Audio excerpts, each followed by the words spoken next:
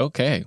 Hi, everybody. I just wanted to make a quick video here, sort of demonstrating one more time just how to set up your RawTracks Remix project. I wanted to show this with a little bit different of a context because normally, the last example that I showed, we were importing tracks from one of the newer Shaking 3 sessions, which does have the alphanumeric ordering system, which makes things a lot easier when you're importing stuff. But I wanted to show kind of an example of what this might look like if you chose a session that is older that doesn't have that same system kind of built into it. So, oh.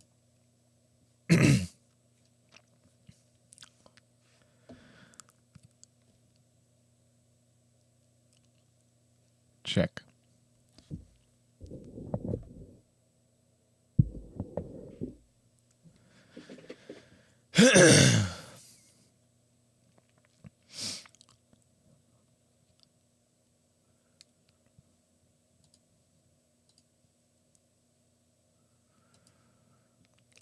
All right.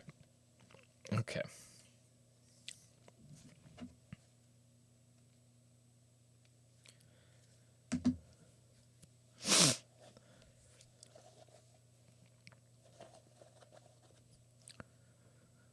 All right. Hey, everybody. I just wanted to make a quick video here.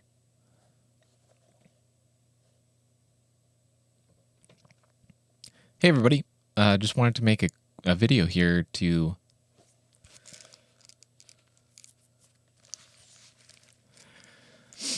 Hey everybody, I just wanted to make a quick video here showing how to get set up one more time with the RawTracks Remix project. I wanted to show this with a little bit different of a context just because every session is going to be different. You're going to have different instruments, you're going to have different labeling because different engineers and producers handle the different sessions at Shaking Through. So I wanted to create this video as a way to just show this a second time for those of you who might be using a different context. I also wanted to show one tool that I just made and an example that's up on Canvas. But before we get into that, I just want to point out I'm using a keyboard capture device over here in the corner. So you'll see when I put in hotkeys, that they will show up in there. So Command E to make a separation, right? It pops up just in there. Let me see if I can make that last a bit longer. Nope, can't do it. Anyway, so the hotkeys that I'm going to be using are going to show up over there. Although I'm going to try not to use too many hotkeys just to keep this simple and straightforward for you. So if you're not super comfortable with Pro Tools yet, which is totally fine, so that you'll be able to follow along a little bit easier. And hopefully I'll have a chance to do this one more time before class on Tuesday to show how different this looks using hotkeys and using all the shortcuts that I've built up over the years. Okay, so real quick, before we launch into working on the project, I just want to show this a couple of resources that I made for class. So this first thing here is just our mix routing diagram. This is available on Canvas under Files and Examples.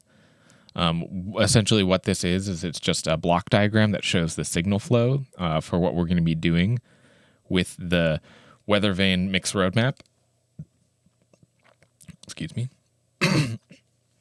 So at the top here, we have sort of a really general signal flow idea, essentially, right? We have individual tracks, which are almost always going to be audio or instrument tracks, but they sometimes might be aux inputs, depending on what we're doing in terms of processing. All the individual tracks will get routed through a bus. I often call these like subgroups because they're subgroups within the mix groups. But for this example, because this is more of a general term, I'm just going to refer to them as buses. Those are always going to be aux inputs because aux inputs allow us to route signal through one thing on its way to another thing, essentially. So we go from the individual tracks to the buses. Then next we go to the mix groups, which is like the S mix, K mix, DR mix, etc. Snare, kick, drums. Also aux inputs, right? So from individual tracks into submix or subgroups into submix or into mix groups. Sorry, the terminology gets a little bit confusing, but because it's essentially all made up. But anyways, individual tracks into buses, into mix groups. All the mix groups then go into the main mix bus, which in our example here is the 2 bus. Okay. From the 2 bus, things get routed to the master fader, which is going to be our just main hardware output control, essentially. And then underneath this general outline up here, I created a sort of examples, right? So we have individual tracks down here. So that's track 1, 2, 3 through 12, etc. Each one of these tracks is routed through a bus, right? So these first 4 tracks are routed through bus 1. Track 5 and 6 are routed through bus 2. Tracks 7, 8, and 9 through 3, and track 10, 11, and 12 through bus 4. Okay? Then these buses then get routed through the mix groups, right? So bus 1 and 2 through mix group 1, bus 3 and 4 through mix group 2. Then the mix groups get routed through the 2 bus, which then goes to the master fader, right? Okay, so when we're working on this, this would be like sort of like one instrument sound. So this bus might be for like piano or something like that. So this might be 4 mics that are used to capture the piano sound, right? So this is going to be bus 1. And then this mix group 1 might be the key mix, and 5 and 6 might be a synthesizer, right? So the piano and the synthesizer are both keyboard instruments, so they both get routed through the key mix. But in order to control the instruments in general, we have the individual tracks routed through the buses, right? So we have our key mix, and then maybe this is a guitar mix, and each guitar track has 3 mics that they used on it, right? And then all of these mix groups then wind up in the 2 bus, which then goes out of the master fader. Hopefully this diagram clears things up a little bit for you. Don't be afraid to reach out if you're still having trouble with it when we meet in class again. Okay, the second resource that I wanted to show you, if I can find it,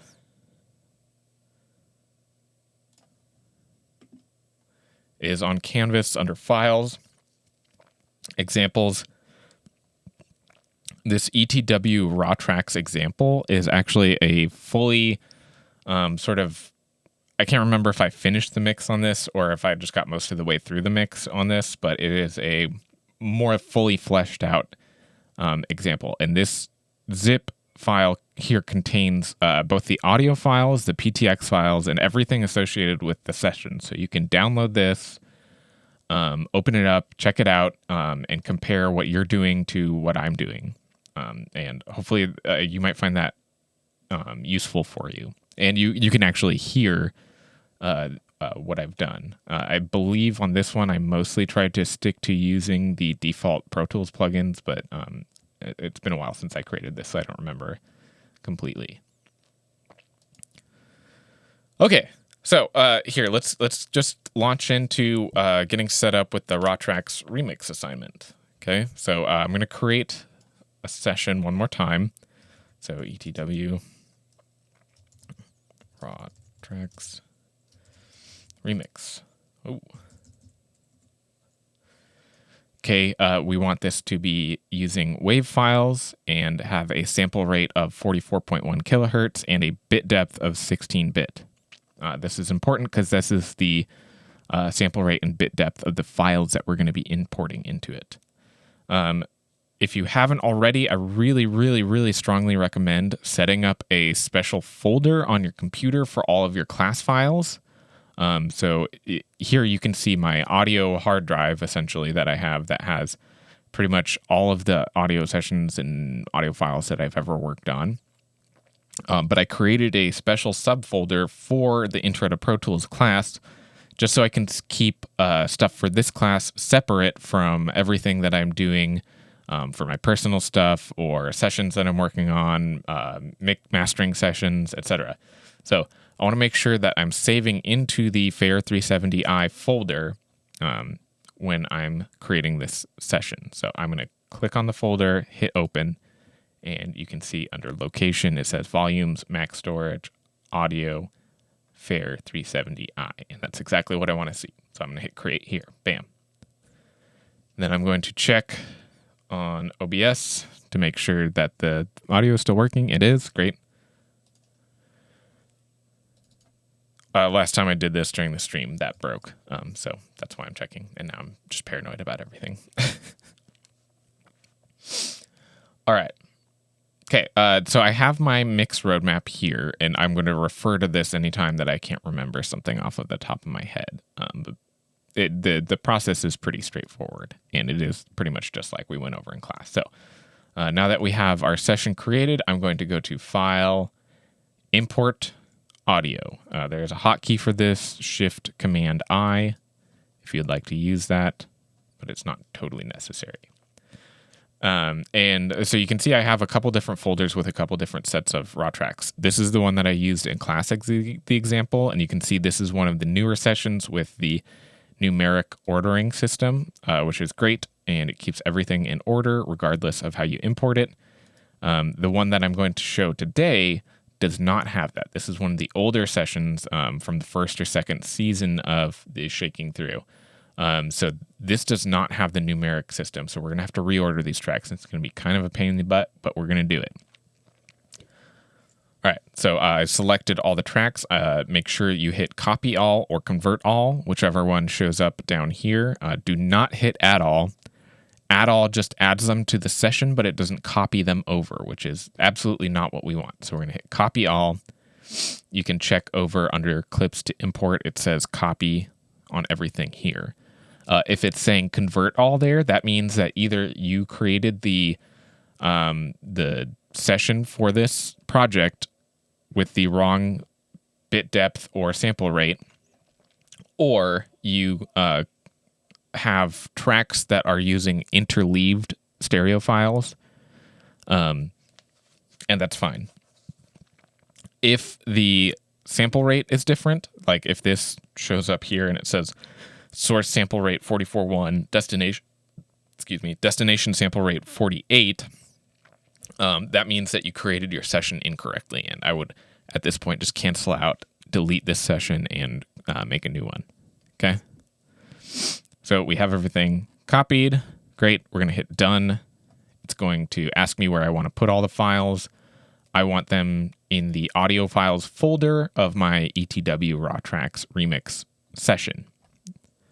I want to make sure that this is not in the wrong subfolder, essentially. So ETW Raw Tracks remix audio files. I'm going to hit open, and this is going to copy all the files over into that folder.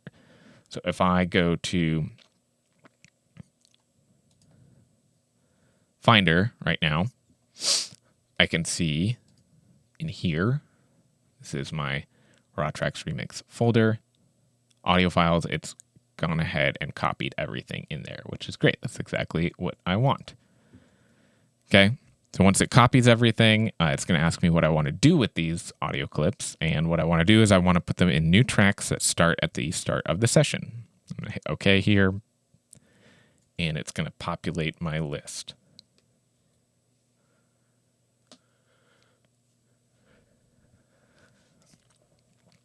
Okay, so very first thing I'm going to do is I'm going to use my all group to bring the volume of all these faders down quite a bit.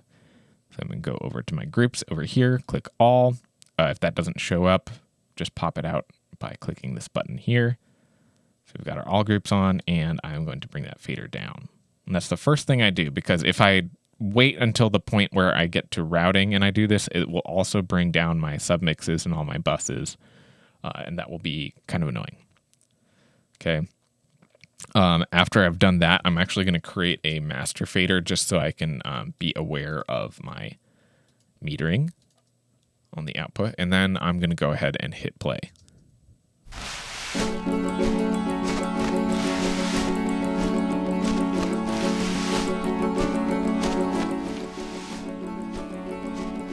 Okay. Bring this up just a little bit. I don't want like a ridiculous amount of headroom, but I do want at least like 14 decibels of headroom. So I don't want my master fader to peak above negative 14 right here.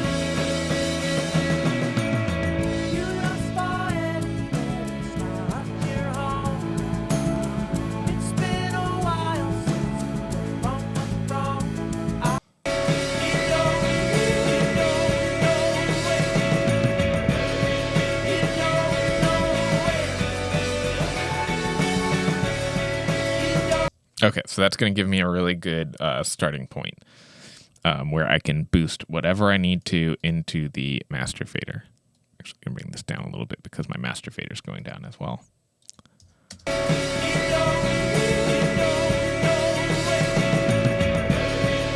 Okay, cool. Now that I've done that, I'm going to go ahead and start reordering all my tracks. And again, this is really kind of a painful, awful process because when I import these tracks, it is not in order at all. So we're going to use the ordering method that they prescribe in the mix roadmap. Here, let's open the getting started.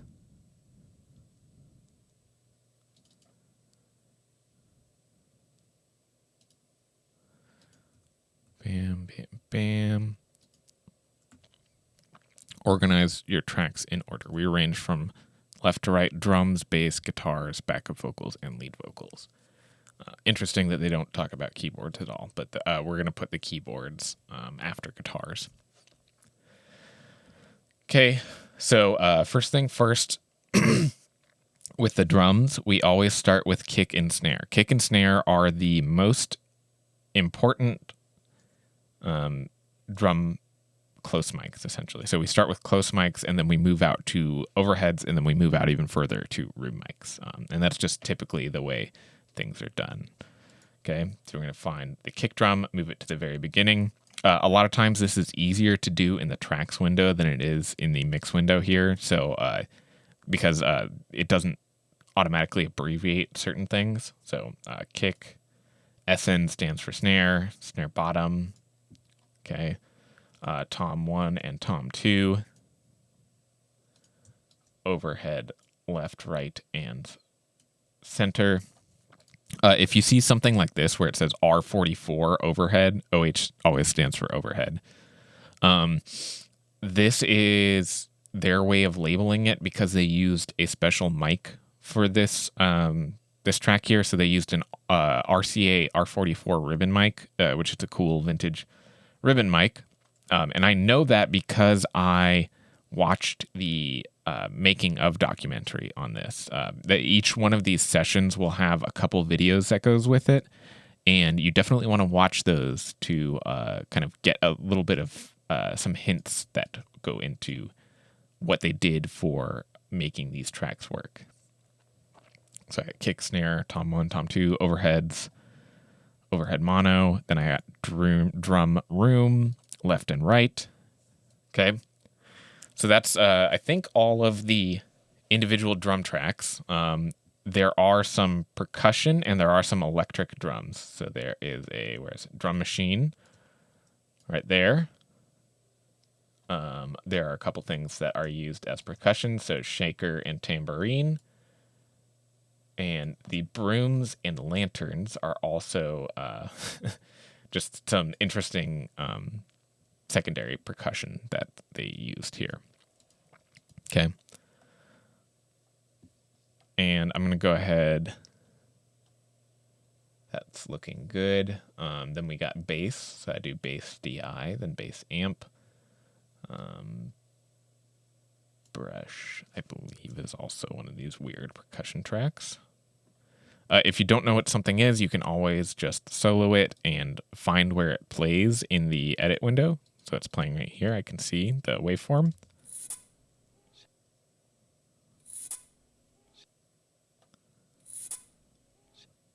It's an interesting sample, but that is a percussive sort of sound. Okay, so now I have that. I'm going to order my guitars. So let's grab guitars 1 through 7. Put those after the bass. EBow guitar is kind of a special, like, weird guitar thing. I like to always have the close mic above the room mic when I'm ordering my guitar stuff, or anything really. I like to have my room mics after the close mics. Ghost, I believe, is a keyboard sound. Let's go find it and play it and see what it sounds like.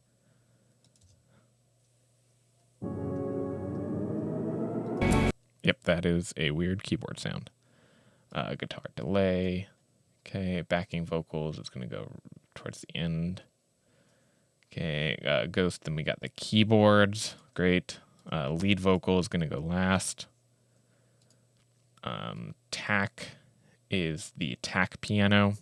And again, that's something I know because I watched the making of short documentary video about this session. It's called a TAC piano because they've pushed in thumbtacks into the felt hammers of the piano, which gives it a much brighter sort of attack. We can solo this and listen to it a little bit.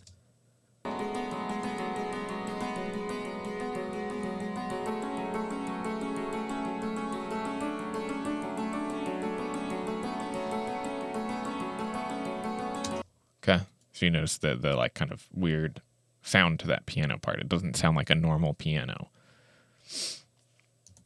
Okay. And I believe that's it. We're going to keep the vibes, even though technically vibraphone is a pitched percussion instrument. I'm just going to leave it with the key instruments because it's kind of like plays the role of sort of ambient, sort of piano-ish sound here. Okay, so now I have everything organized, and now I'm just going to take a listen, and I'm going to balance things out a little bit and do some panning. So I'm going to just hit return. Return is the hotkey to return the playback selection to the very beginning of the song, so like 0 minutes, 0 seconds.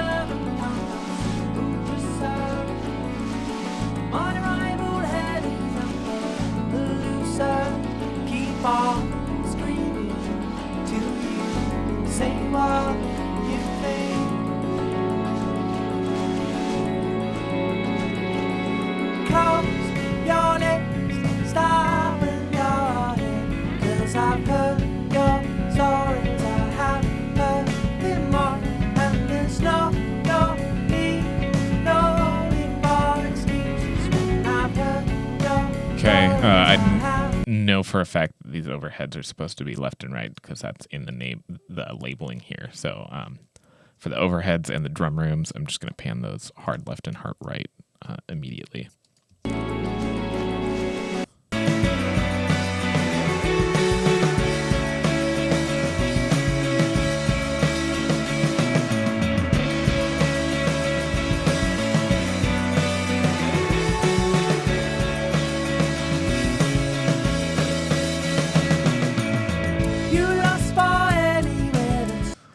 Typically, when you see this arrangement where you have a close mic and a room mic, the room mic is actually supposed to be a little bit quieter than the close mic, just so you know.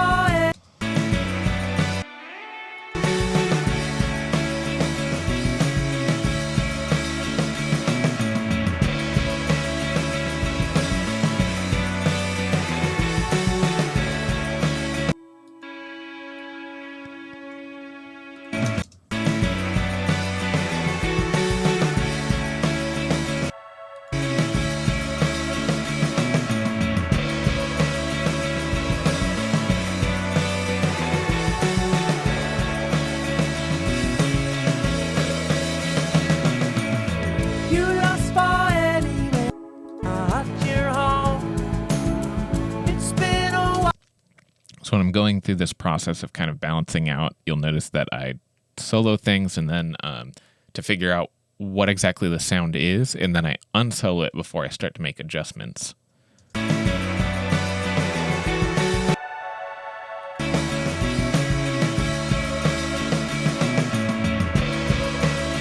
When you're balancing things out, right, because the whole point is to balance things out, you don't want to make any big changes while you have things soloed, because you have no context when you have things soloed for how loud it is in comparison to the rest of the mix. And then before I move on, actually, before I start balancing other stuff, I'm just going to double check on my master fader to see what my metering is looking like.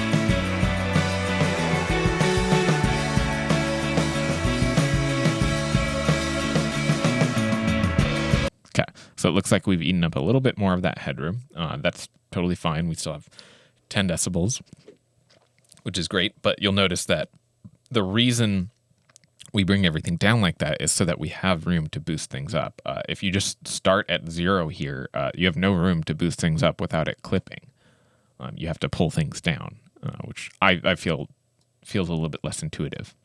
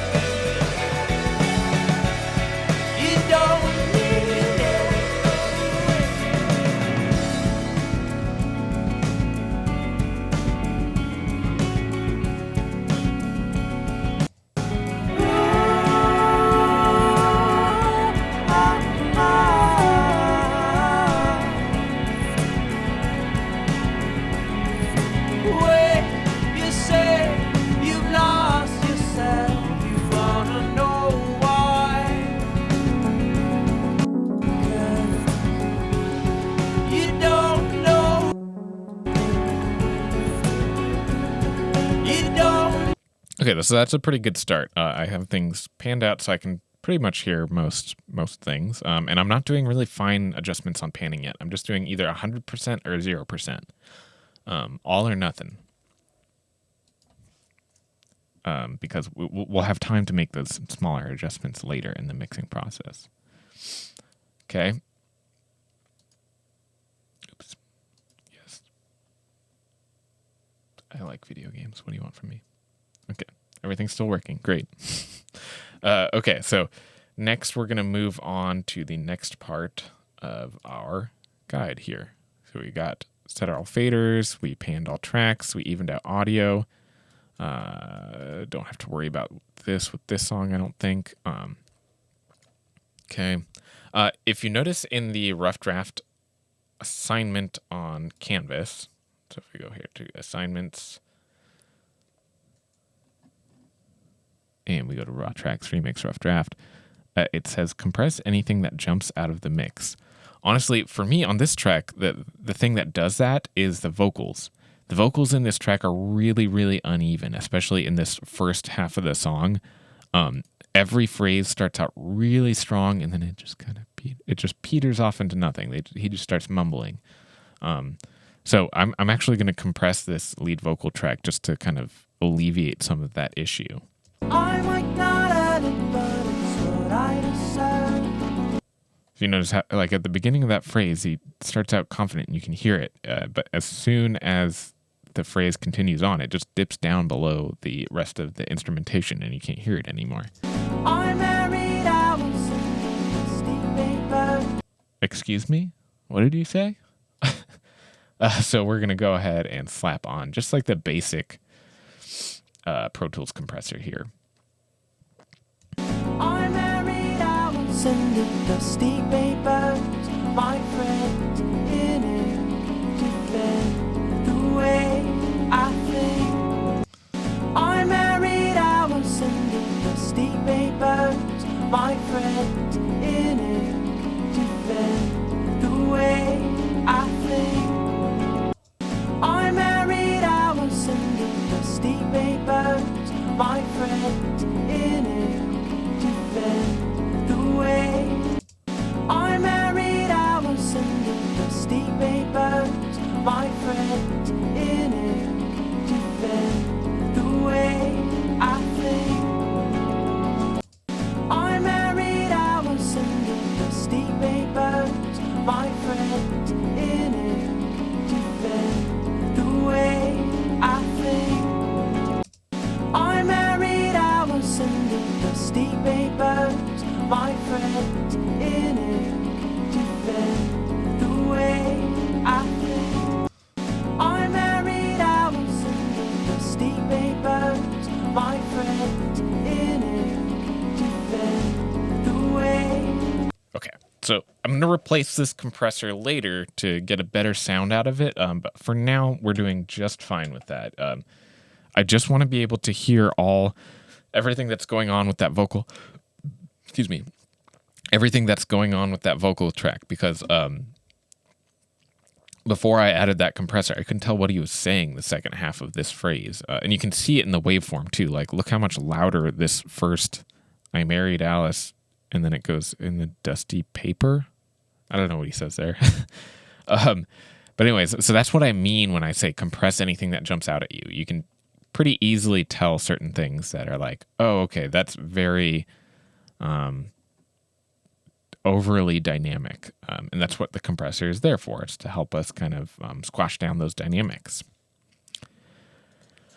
Okay, so now, where are we? We went through all that. We got that. Great. We're done with the getting started. So what we need to do now is create our buses and route everything through these mix groups. Okay. So we're going to go up to setup. We're going to go up to I/O. We're going to go to buses. First things first. Oh, we are on default. That's good. Okay, so now I'm going to hit new path, and I'm going to create 4 mono and 4 stereo.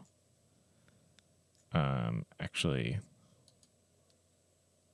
5, because I'm going to need a keyboard mix. Okay, and then we're going to rename these. To rename them, you just double click on the name. So this first one is going to be K-Mix. Second one is Snare Mix. And again, just like I said in class, you can toggle between these using Tab. So to go to the next one, you just hit Tab. Then we got Drum Mix. Then we got Guitar Mix, Key Mix, Vocal Stereo Mix, and then the etc. mix. Okay.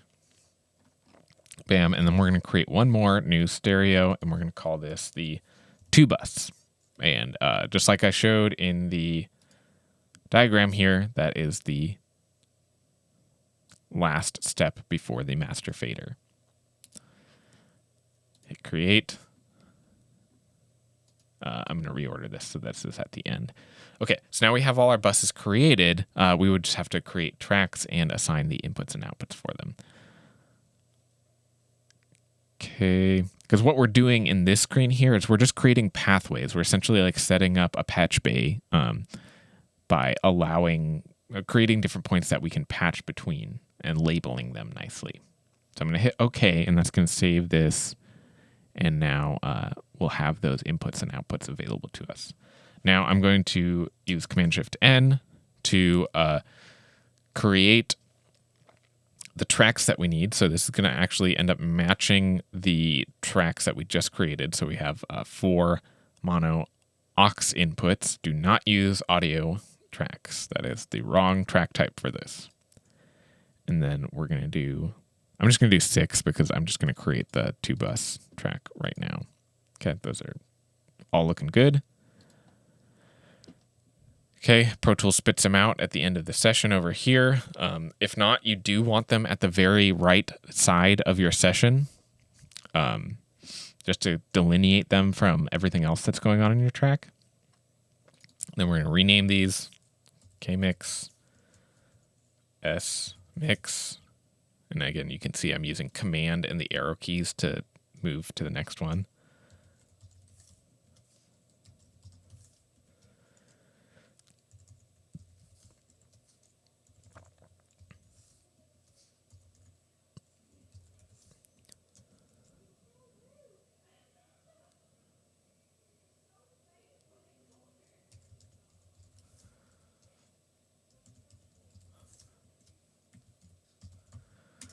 Well, bam. Great. Now I'm going to solo safe all of these. So if you hold down Command and you click on this solo button, you see how it gets grayed out there. That's exactly what we want. That means it's solo saved. So all I'm doing is Command clicking on the solo button there. If you wanted to do all of those at the same time, hold down Option Shift Command. You can see they're getting lighted up over here. Bam. And then click. See how it does all of those at the same time. And that's because I have them all selected. Okay, now we're going to assign the color to these. Because they're all selected, it'll change the color to all of them at the same time. I'm going to make these hot pink. Except for the 2-bus, which I like to make red. Okay. Now I'm going to route all of these mix groups through the 2-bus. So to do that, I'm going to go to the input section of the I/O on the 2-bus track. I'm going to assign this to the 2-bus right there. And then I'm also going to assign all of the outputs to these to the 2-bus. So to do that, I can go and I click on the output and I select bus and I go 2-bus. So I can go through all of those just like that. If you want to be fancy, you can hold down Option Shift while you have all of these selected and click there, 2-bus, and it'll do it for all of them at the same time. Right? So that's pretty nice. Then we need to assign the input of all of these aux inputs to the bus that they correspond to. So the K-Mix needs to have K-Mix as the input, right? So the input is the K-Mix, output's 2-bus, so on and so forth.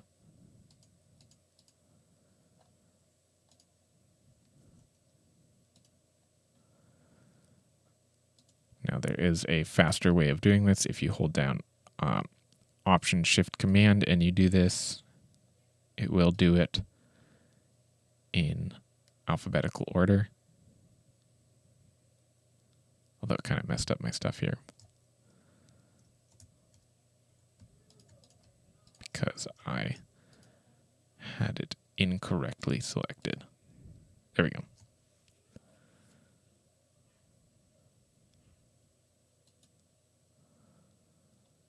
This needs to be etc mix, right? So the main thing we're trying to do is we're just trying to make the label, the input match the track label, essentially. All right. So this right here is what your mix groups should look like, right? They have the input that matches the label for the title, and then everything goes out through the 2-bus. I'm going to reorganize these so that they kind of match the layout of my session. So I got kick, snare, the rest of the drums, bass, guitar, keyboard, vocal stereo, and main vocal mix. Then we have the etc mix and the 2-bus. Okay. Depending on what you're doing, sometimes visually it can be nice to put the master fader at the very end there, because then you kind of have a left to right signal flow, right? So the individual tracks go through the submixes, the mix groups, which then go through the 2-bus, which then goes through the master fader. But I like to have it here just so I have like a clear visual delineation between the individual tracks and the mix groups. Okay. Now we need to start routing things through the mix groups. So to do that, for example, our lead vocals here, we can route those through the vocal mix, like so.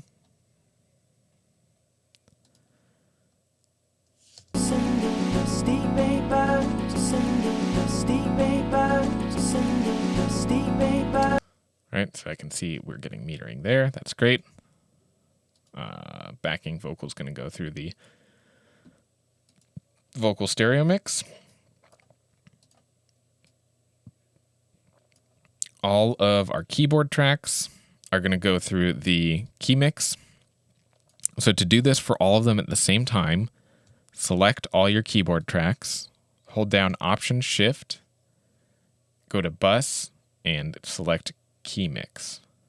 So what that does is the Option Shift is your hotkey to affect all your selected tracks. So I can do it with the solo and mute buttons there as well.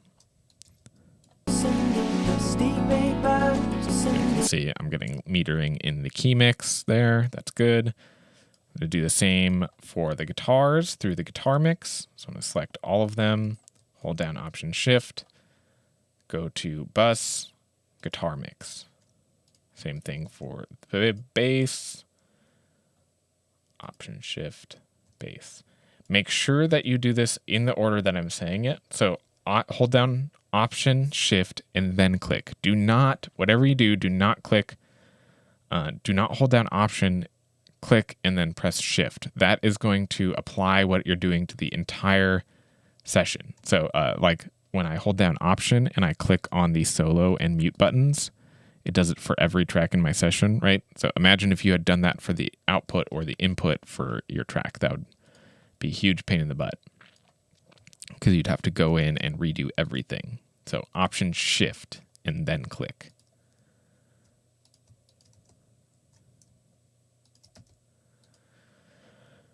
Through the snare mix and kick mix. Wha-bam.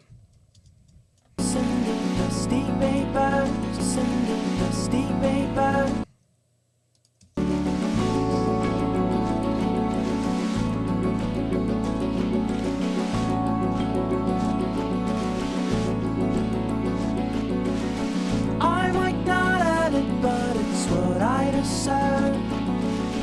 I married, I was sending misty papers, my friend in it. Okay, so we've gotten part of this set up. We're almost there, but we're not quite there. There's a couple other things that we want to do to make sure we got this set up correctly.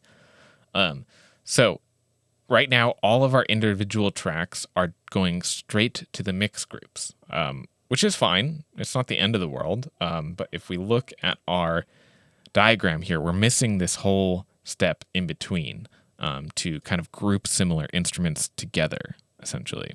So we're going to start doing that. And we're going to start over here with the drums. So the kick is just by itself. It doesn't really need anything. The snare and snare bottom, those are both getting routed through the S mix, so we don't really need to worry about that too much. Some people like to create one of these buses for the toms. I'm not going to do that just yet. I won't do it unless I need it. But because I have 3 tracks for overheads, I'm actually going to create a bus for my overheads. So to do this, I'm going to Command-Shift-N to create a new track.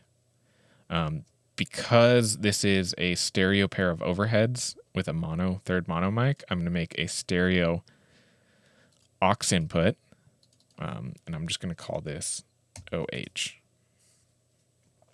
Okay.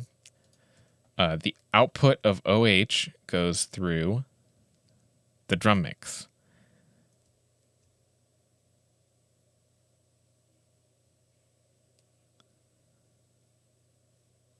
I just did something weird.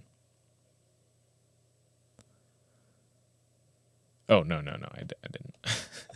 Just tripped myself out. Okay. The input of the overhead can be really anything. So there's 2 ways of doing this. One way is the more manual way, and the other way is a little bit more automatic. So first I'm going to show you the way that I typically do this. So what I do is I select the tracks that I want to go through this bus. I hold down Option-Shift to affect all 3 of them. Select the output, and instead of going to bus, I'm going to go to track. And when I click on track over here, or when I hover over track over here, you'll see that the aux input that I just created, the OH, is there now. So I'm going to go ahead and click on that. Oh, I might have to do that one more time. See? And it automatically assigns the input of my OH bus, my overhead bus, to this new bus that it just created. So what it's doing behind the scenes here is essentially exactly what we did manually when we went to set up IO and we created a new path, right? But Pro Tools does this for us automatically, and it makes the whole process a lot quicker, and it's great. So I really recommend using this method. And then we want to also solo safe this here. All right, so all our audio for these is going through this bus right here. Okay, and the reason we're doing this is because we want to be able to process these overheads on a couple different levels. We might do a little bit of like brief EQ on each one of the individual tracks, but maybe I want to put a compressor on all of the overheads, but also not really have that affect the drum room mics or the toms, right? So doing it this way allows us to have a little bit of flexibility. I'm also going to create a bus for my drum machine, right? So I'm going to create another stereo aux input for drum machine. Okay. This is going to go out through my drum mix. And now I'll show you the more manual way of doing this routing setup. So what I'm going to do is I'm going to assign the input of my new bus to just an empty bus.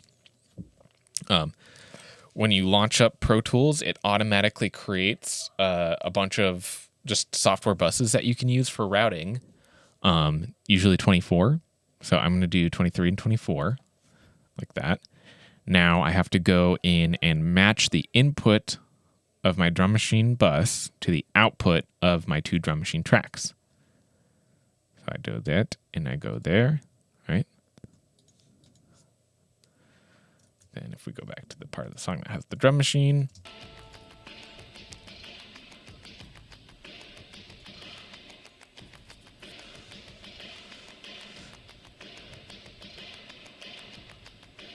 right? Now, These tracks are going through bus 23 and 24. 23 and 24 is getting routed through this aux, which then goes to the drum mix. Now I can right click on the output here and rename it. So I can rename this to drum machine. And essentially I've just manually gone in and done what this did here.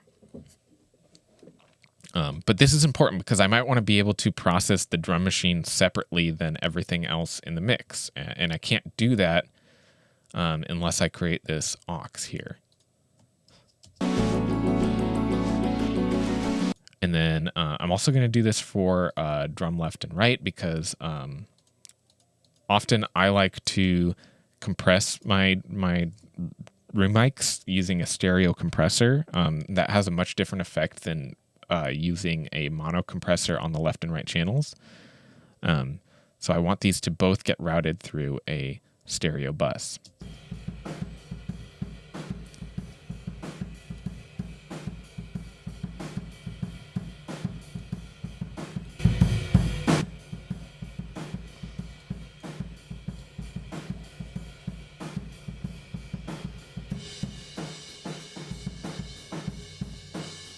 I think they actually did the panning on these backwards compared to what the overheads are doing. Yeah, you notice how in the sound of the overheads, the ride cymbal, which is the symbol, that's on the right side in the overheads. But when these are panned like they're supposed to,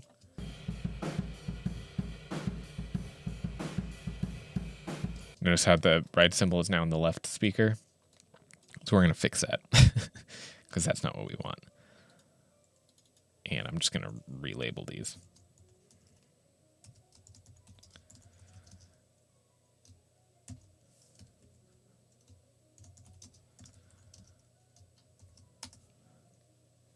Okay, and then I'm going to reorganize these. Now I'm going to create that aux input, so a stereo aux input. I'm going to call this drum room solo safe. Output goes to the drum mix. Click on these. Option shift. Click on the output. Send that to the drum room track. Now, great. Now if I want to slam these with a crazy compressor, I can do that.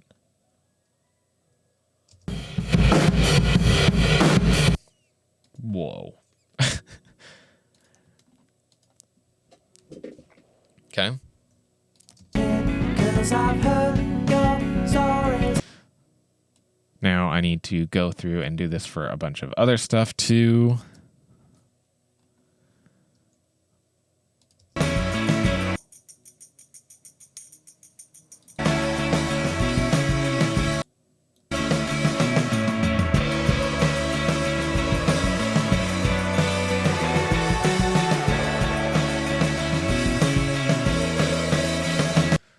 While I'm doing this, I'm also going to reorder a few things too. So these 4 percussions are kind of like a more rhythmic type of percussion. So I'm actually going to send these through an aux, and then I'm going to send these 3 that work for the intro section to create the like weird lantern broom thing that they're doing for the intro through a different aux. So again, I'm actually going to create both of these stereo auxes at once. Okay. Solo safe them both at the same time. These both go out to the drum mix. But I'm going to move that over there, and I'm going to call this intro perk.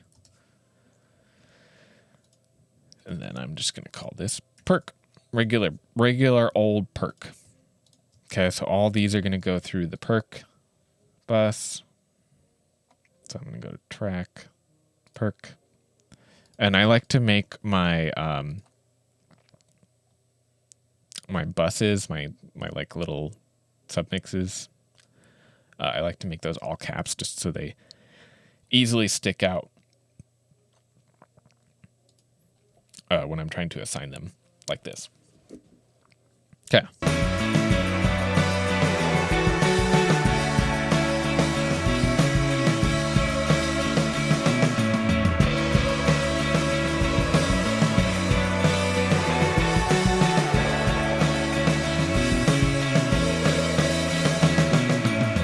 You lost for anywhere that's not your home.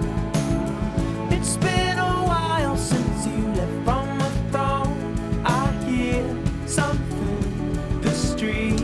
Okay. Now we get into a really annoying part. So each one of these guitar tracks is actually made up of two mics, right? We have a close mic and we have a room mic, which is fine. It gives us some flexibility in terms of mixing, but it's also kind of annoying because these two things are tied together, but they're not really tied together. So what we're going to do is use our buses here to bus each pair of mics to one aux input so that we can use that to control the whole sound there, essentially. So I'm going to create 7 mono aux inputs. And these are going to be named guitar because they just go guitar 1 through 7, right? Now I'm going to do a couple things that make this process a little bit easier right now before I move. So I'm going to solo safe all these, again, using my Option, Shift, Command, click. I'm going to assign all of the outputs to the guitar mix. So Option, Shift, there, the guitar mix. And then that's it for right now. Okay, so now these first 2 guitar tracks go through guitar 1. So same process, guitar 1, bam, pan that the same direction that it was. Now we'll move these over and we'll do the same for guitar 2. Bam, move these over, guitar 3. So much fun. Look how much wonderful joy I'm experiencing right now. This is so amazing, isn't it?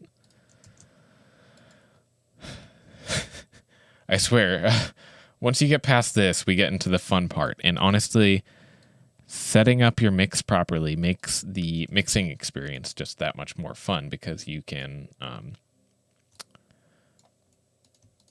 once you get the hang of using this system, it really frees you up to be able to do some interesting things in terms of processing.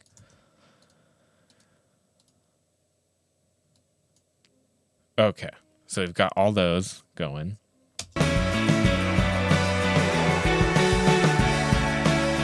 Great. Let's do the EBow tracks. The EBow track I'm actually going to do on a stereo track because I'm kind of doing this thing to widen out the sound a little bit. By putting the room mic in the opposite ear. Okay. Just to make it a bit wider of a sound. So we're going to create a stereo aux input, EBow guitar. Wabam. Output goes to the guitar mix. Input, we're going to send the output of these tracks to this new track. Bam. Cool.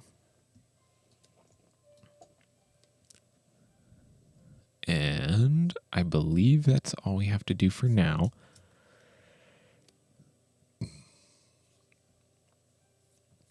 And then another thing that I'm going to do, because we have both piano, vibraphone, and synthesizer tracks, I'm going to create a bus for each type of keyboard track that we have. So I'm going to create 3 stereo aux inputs for these. We're going to go key synth. Next one's going to be vibes. Next one's going to be tack piano. Okay. Solo safe them all. Output goes to key mix. All of these synth tracks are going to go to the synth bus. If I can find it, there it is. Wabam, move these over. Vibe tracks go to the vibe bus. Move the tack piano over. Tack piano tracks go to the tack piano bus. All right.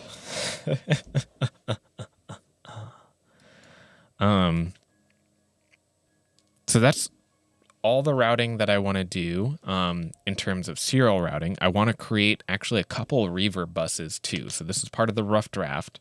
Is having reverb buses to add ambience to different tracks. And this is really important. So I'm going to create... this is just what I do for my setup. You don't have to follow exactly what I'm doing. But I'm going to create one mono and 2 stereo aux inputs. Okay. And then I'm going to name these. The first one's my mono verb. And then we got small verb and big verb. Solo safe these. Then the output of all of these is what I'm going to be routing to my etc. mix. It's essentially going to be like an effects mix. And then what I need to do is assign these to empty buses. So my mono verb is going to be bus 5.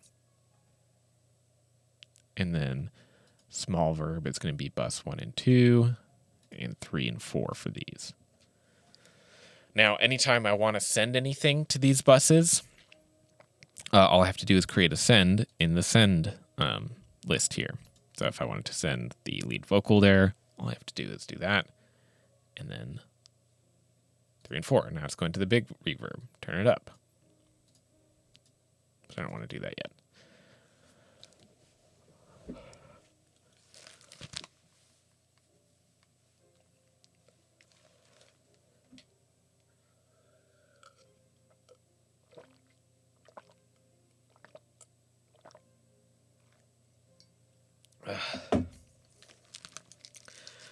Just had to take a quick break there. Okay.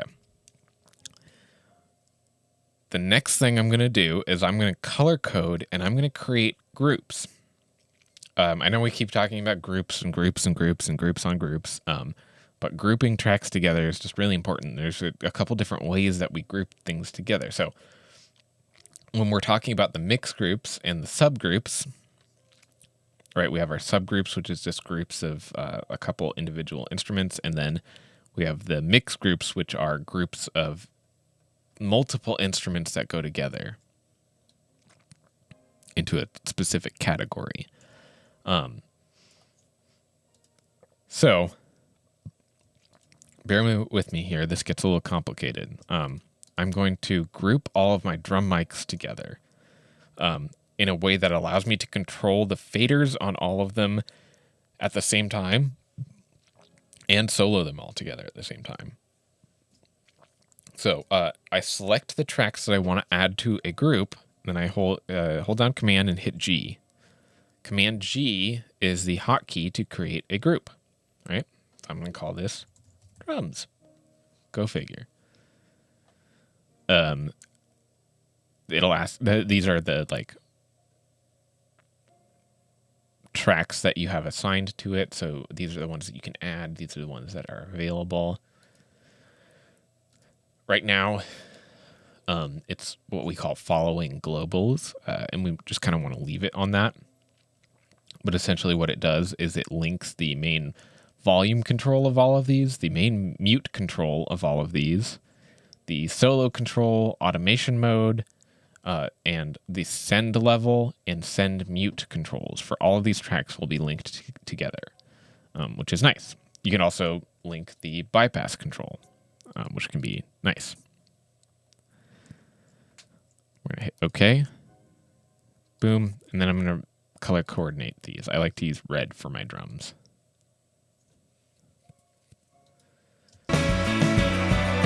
Now, because these are all in a group, notice how when I click on one and I drag it up, all of the faders move up together in unison. So that's nice. When I solo them, wow, they're all there together. Great. So I'm going to do this for pretty much everything in my session. So I'm going to group them. Drum machine. Color code. Slightly different red. This is going to be perk.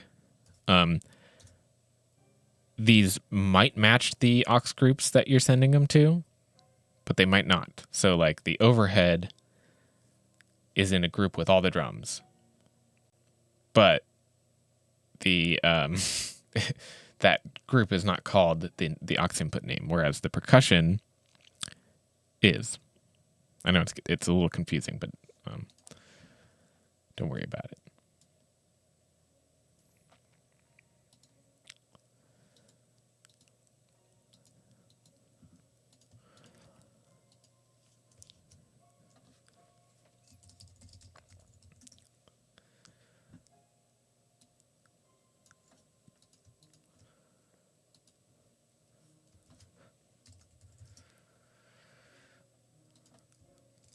And then we're going to do something interesting with the guitars. So what I'm going to do is I'm going to create a group for each one of the guitars, and then I'm going to create a group for all of the guitars together. And this is going to be allow us to work with this in some nice ways. So this is guitar 1.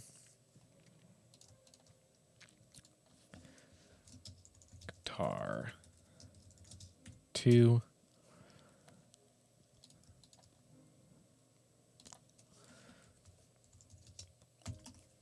Guitar 3. Guitar 4. So many guitars. Guitar 5. Almost done. Guitar 6.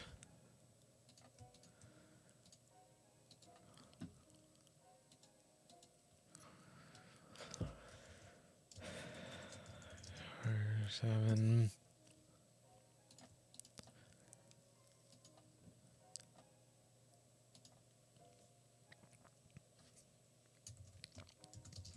Ebo. And then this we're not going to mess with. We're not going to put this in its own group. So now that I've created subgroups or mixed groups for each one of the sets of mics here, I'm going to create a group for all of the guitar tracks. So I'm holding down Command and I'm clicking on all the ones that I want to have selected. Now I'm going to do this, and this is just going to be my guitars group. Okay. I'm going to turn this off, so you can turn it off just by clicking on it like that. You can also turn it on and off by pressing the letter that is next to the name over there. So that's nice. You can also select or deselect the tracks in something by clicking on the dots over there, right? So you can see that. There's lots of nice things you can do with groups.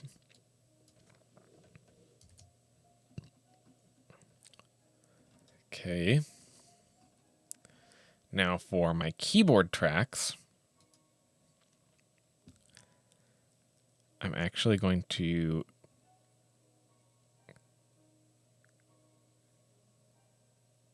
not really group them. They're all pretty different from each other. I think these two might want to be grouped together, 4 and 5. Yeah, because they're both doing this little arpeggiated thing. What is keyboard 3 doing?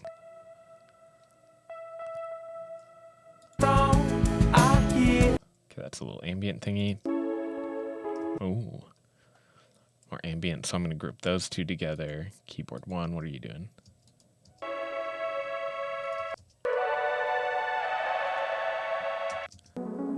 Okay, so that's kind of its own thing. So Ghost and Key 1 are its own thing. These two. So we're going to do, what is this? This is like, Anywhere that's not your home. it's like verse 2 keyboards. So I'm just going to call these verse keys. And then this I'm going to call main keys, because this is like the main arpeggio that goes through most of the song. And then I'm going to color coordinate these. So purple, differenter purple, differentest purple. There we go. Vibes. Going to be a sort of violet color. Oh, we're going to group these together as well. Vibes. And then these two tack piano parts are kind of linked together, whereas this one is not. This is kind of a standalone thing. So I'm going to group those two. Tack outro, because these only play in the outro section of the song. Great. And then I'm going to group these two lead vocal tracks together. And the reason there are two lead vocal tracks is because there's a double, so they kind of add to each other. I like to do vocals yellow.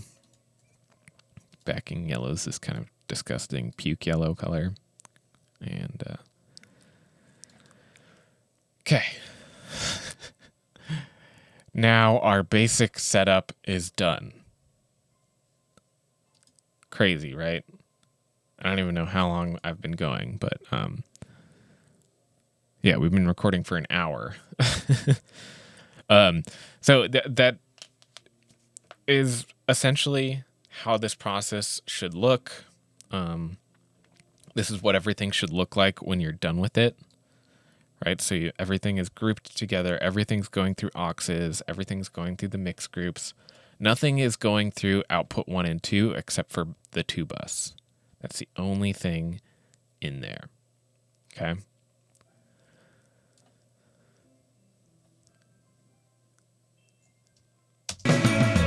You're lost for anywhere that's not your home. It's been a while since you left from the throne. I hear something. The street is quivering.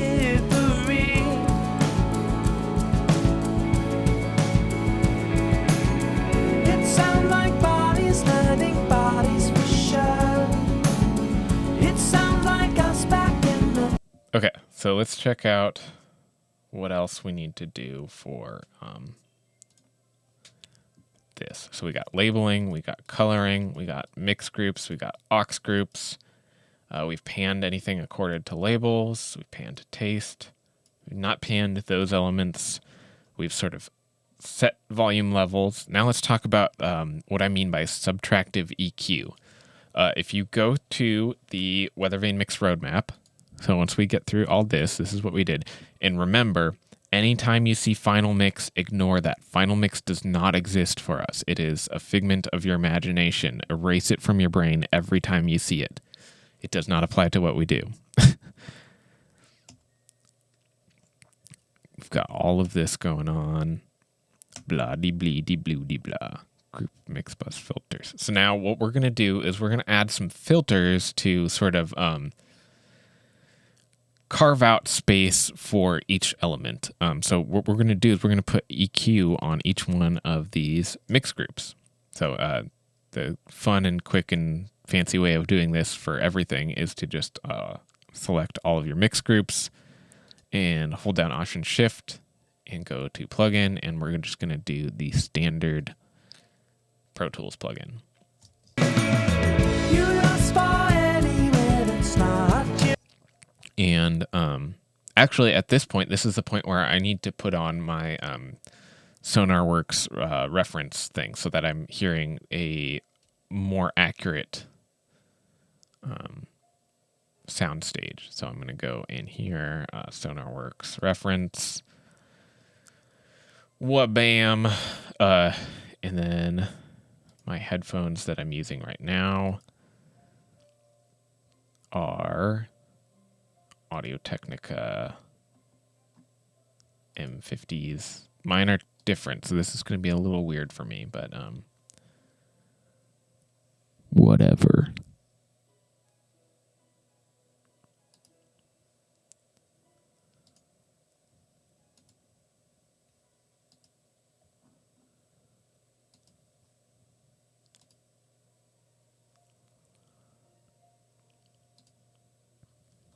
Bam. Okay, great.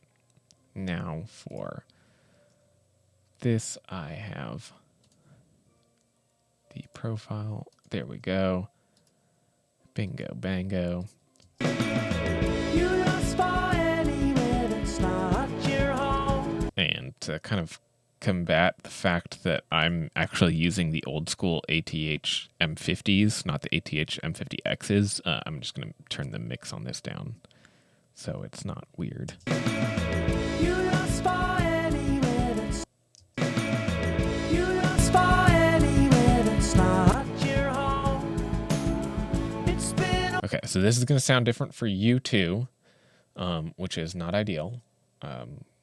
So I'm actually going to shift a couple things. So we're going to create a new send. That's going to go out of that. There. Great. We're going to go into my audio interface, and we're going to mute 1 and 2. Going to go in here. You lost by anywhere that's not your home. It's been a while since you left from the throne. I hear something. The street is quivering.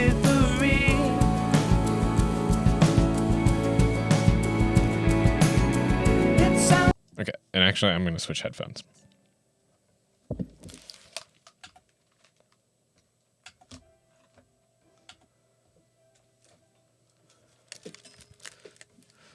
Okay.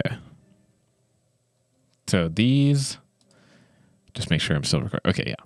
These are my reference headphones, and they're a lot more revealing than my other headphones, and I want to use the AKG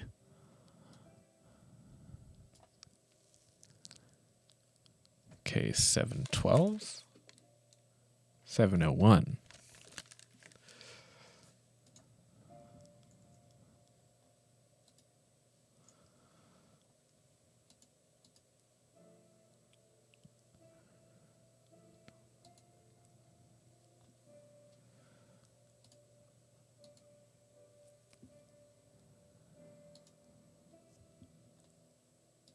Okay. you lost by anywhere that's not your home. Yeah, so I just have to make sure that what I was using matched what I was supposed to be using. Okay. So now you should be hearing the unaltered audio. I'm hearing the SonarWorks version, and I recommend if you did activate your license that you're using SonarWorks at least during this stage. So make sure you have it on your master, and you have it selected on the proper headphones that you're using. You lost by anywhere that's not your home. It's been a while since you left from the throne. I hear something. The street is quivering.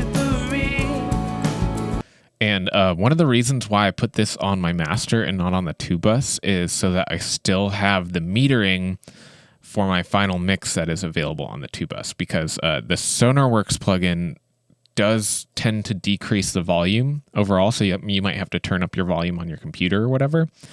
But you'll notice that the signal for me would be quieter when SonarWorks is active. So I want to make sure that I still have some objective measurement of what my metering is doing, and that's why I don't put this on the 2-bus. You lost by Okay, so now we're going to go through and we're going to use our filters to kind of get things dialed in. So to listen to just my kick mix, I'm actually just, instead of soloing just the kick mic, I'm just going to mute all the other groups because we're going to go through and we're going to do one by one.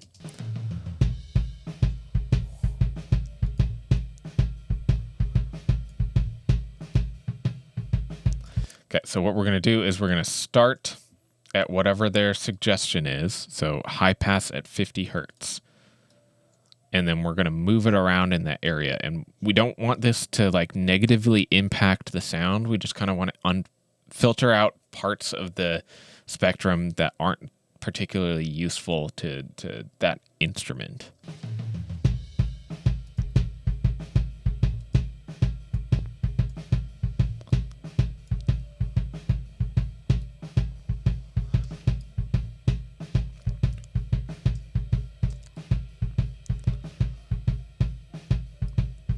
This is actually fine for me because I'm going to do technique later on this mix to make the kick punch through a little bit better.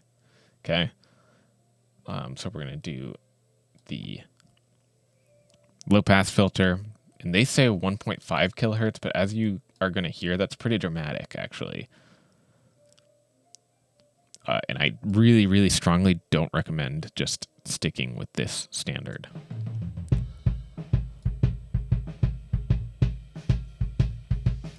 So listen to specifically like the attack of the kick drum and how it sort of gets really muffled when you put this at their suggested frequency.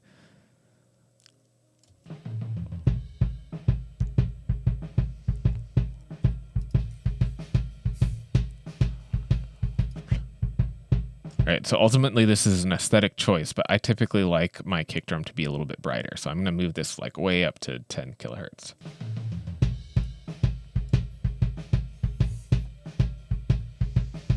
Cool. So now we're just going to move on to the next instrument, snare drum.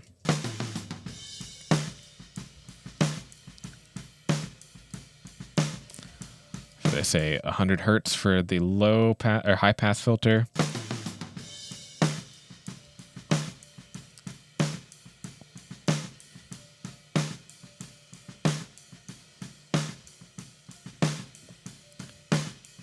Five kilohertz for the high pass filter.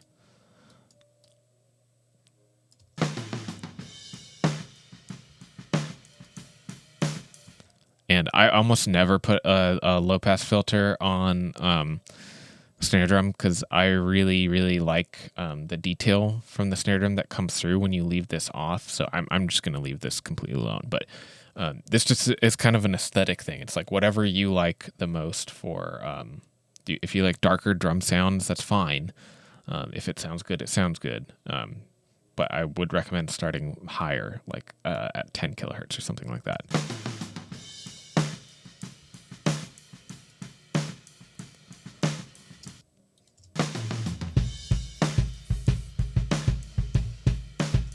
Okay.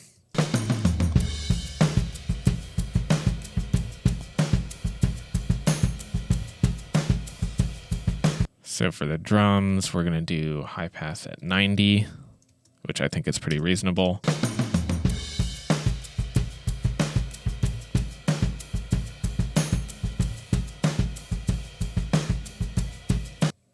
Okay, and then I'm not going to do a low pass on this. Low pass on your drum bus is a weird thing to do, but this is what they suggest.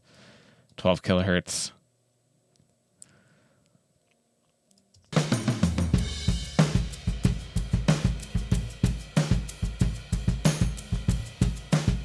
It's not like the hugest difference, but I can hear the like amount of detail that we lose by putting that low pass filter in, so I'm not going to have that. Bass, what do we got? 70 and 1 kilohertz.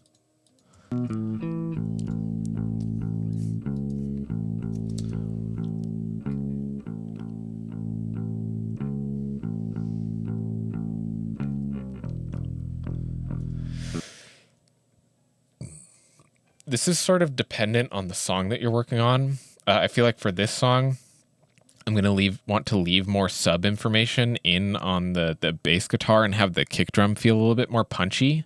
So I'm actually going to move this lower.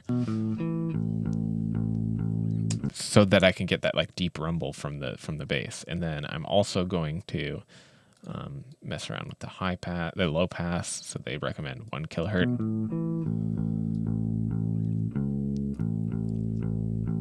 Okay, and again, we lose a lot of detail when we're down at 1 kilohertz, so I'm not going to probably have it down that low.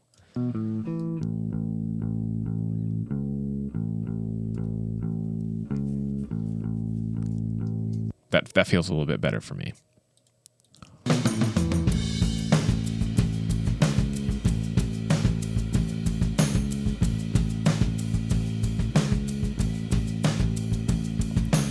Okay.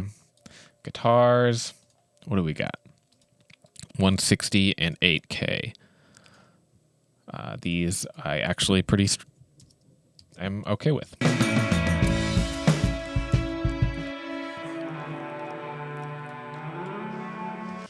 So the reason you want to cut low frequencies out of the guitars is because the bass is already going to be taking up the bass and drums are going to be taking up plenty of space in that sub 150 hertz range. So we really don't need that sound to the guitars. It doesn't add that much. So I'm going to bypass this and put it in just so you can hear. But mess around with this on your own too.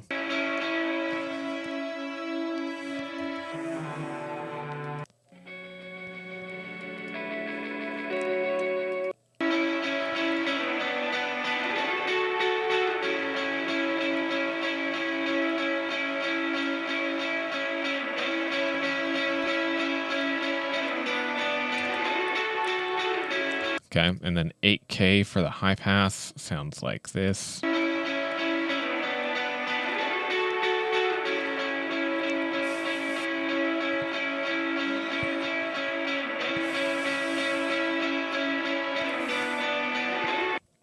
Sounds fine. Keyboards, what do you like?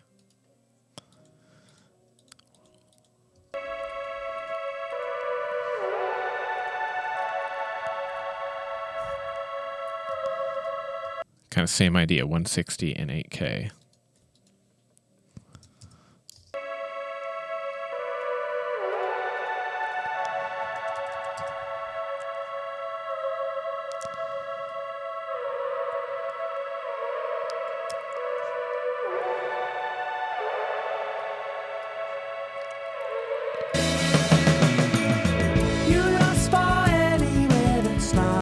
Okay, what about vocals? 200. Okay, so they say no low pass and a high pass at 180 on lead vocal. That's fine.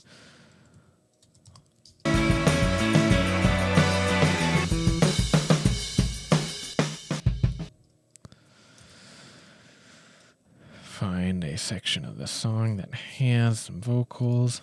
Close your lips, stop when you're ahead, 'cause I've heard your stories, I have heard them all, and there's no need for excuses when I've heard your... Okay, and then this is going to go to 200 hertz. I think 180 hertz is fine, depending on the voice, though, because if the voice is a little bit richer, taking away below 180 hertz can hurt the sound of the vocal. So you want to be careful with this. And actually, even on the vocal stereo, I would not use a low pass filter at all. The reasoning behind it, I think, probably for their setup is that it creates space for other things to happen. But yeah. Make sure you pay attention to this, though. Read through what they say, because this is useful information. So this is our subtractive EQ. Close your lips, stop when you're ahead, 'cause I've heard your stories, I have heard them all, and... So, depending on the setup you're listening back to, you're going to hear this really clear up the low end, essentially. And this is a big part of why we do this, so that we can have like a tight, punchy low end for songs. Close your lips, stop when you're ahead, 'cause I've heard your stories, I have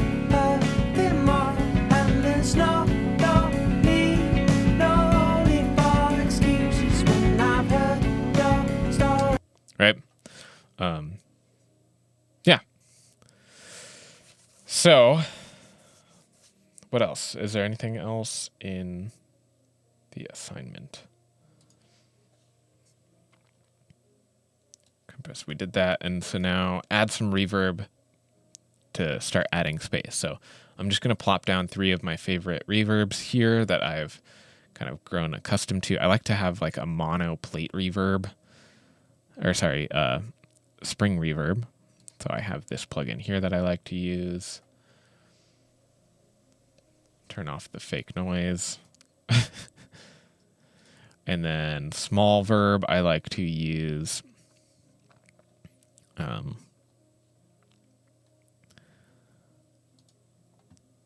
this guy, which is just like a vintage sort of thing. And then I'm going to turn this down to like 1 second on the reverb time. That's all I'm going to do for right now. And then for a big reverb, if you have the Soundtoid plugin, honestly, Little Plate is a great big reverb. So we're just going to plot this down and see what happens. And then we're going to use a longer reverb time. I like to put the mod on so that it has a little bit more character. And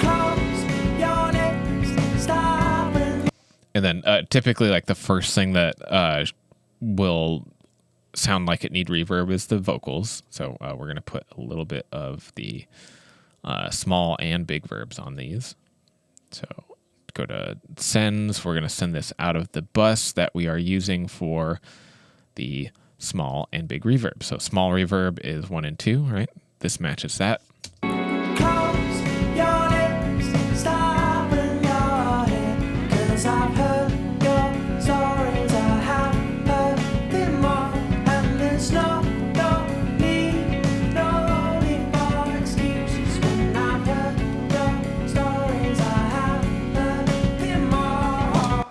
All right, so that gives it a little bit of space, makes it feel like it has more ambience. Now we're going to add some big reverb to add some nice texture to this.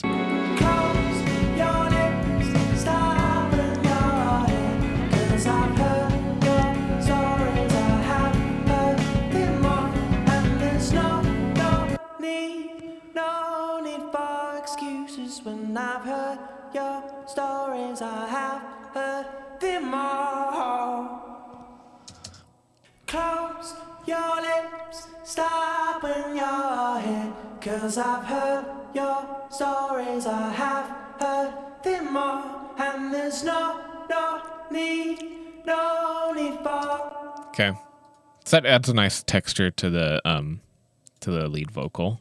And turn this down a little bit. Don't need that much reverb. Close your lips, stop when you're here, 'cause I've heard your stories, I have heard them all, and there's no need for excuses. When I've heard your stories, I have heard them all. And then I like to use that mono and the room reverb on the snare.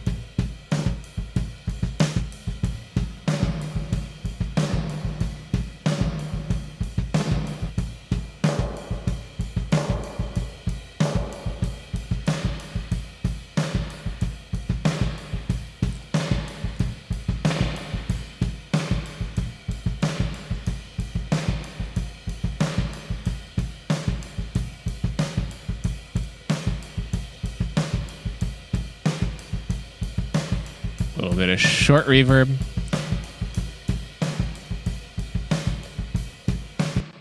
And then we're going to put some of this short reverb on the toms. And I'm going to actually enable this follow main pan button here, which allows the panning to the reverb to mimic the panning that you have on the channel. So the panning on the reverb for the toms will stay the same as the panning for the tracks.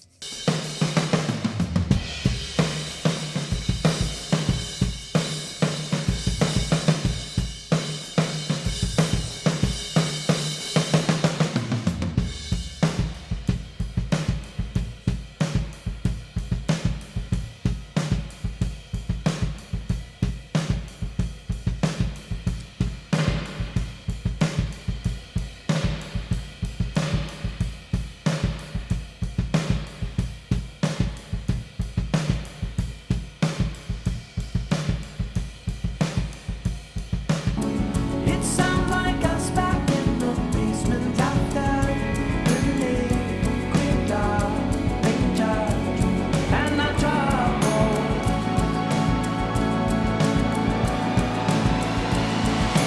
Close your lips, That tambourine absolutely needs reverb.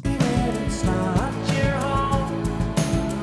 It's been a while since you left on the throne.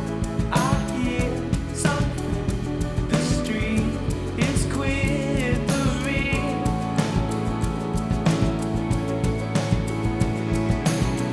It sounds like bodies learning bodies for sure. It's It needs more reverb, and I can't give it more reverb. So what I'm going to do is I'm going to switch it to pre-fader mode, which essentially isolates the send from the channel fader. So I can give it.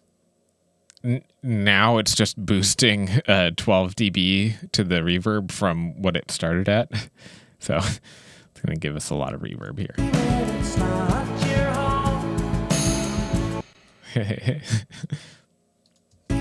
It's not your home. It's been a while since you left on the throne. I hear something. The street is quivering.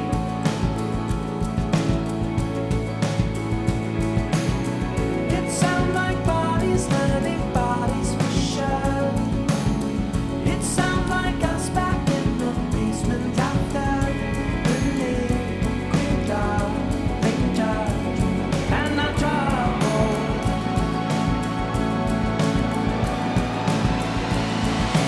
Close your lips, stop when you're all in, 'cause I've heard that it's not your home. It's been a while since you left on the throne. I hear something. The street is quivering.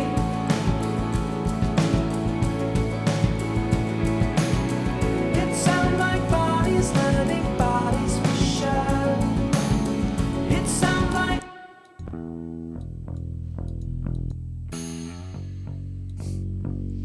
judgment and our trouble.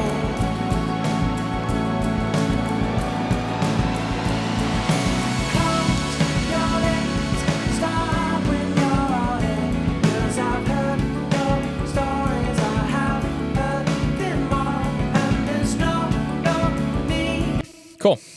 And that's pretty much all I'm asking for the rough draft, right? So there's a ton more that I'm probably going to want to do to this track for the final mix. But for right now, for the rough draft, I've met all of the requirements, right? Let's just go through this one more time. We labeled everything. We color coordinated everything. We made mix groups. We did aux groups. We panned everything. We didn't pan some things. We set the volume levels to a basic sort of understanding. We set our subtractive EQs, our filters that are cutting out all that low frequency mud. We've compressed the vocals, which were like really jumping out of the mix at us. And we added a reverb bus to start adding some space. Now, just a couple like bonus point things. At this stage in my process, I would put a stereo compressor on my 2-bus. So what I'm going to do is I'm going to do my favorite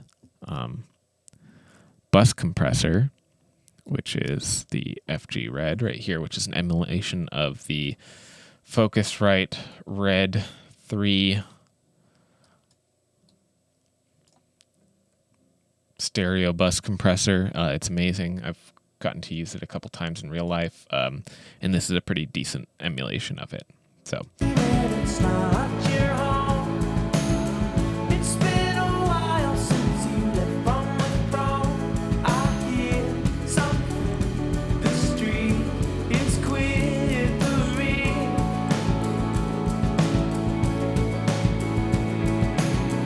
It sounds like bodies learning by. and this should barely be doing any work. Just at most like 2 dBs of compression, and that's it. You don't have to use like a fancy pants one, although it does help. So like the default compressor. And really all this is acting to do is sort of like glue together your mix. So these are just some kind of like general settings that I might use for a bus compressor. It's not your home. It's been a while since you left from the throne. I hear something. The street is quivering. But don't feel like you have to use the bus compressor, because it is totally a more advanced technique, and when you're using a bus compressor like this, you constantly have to be referring back to it to see how you changing your mix is affecting how your whole song is hitting this bus compressor, because this is acting on the full mix. Everything in your mix will be getting hit into this compressor essentially.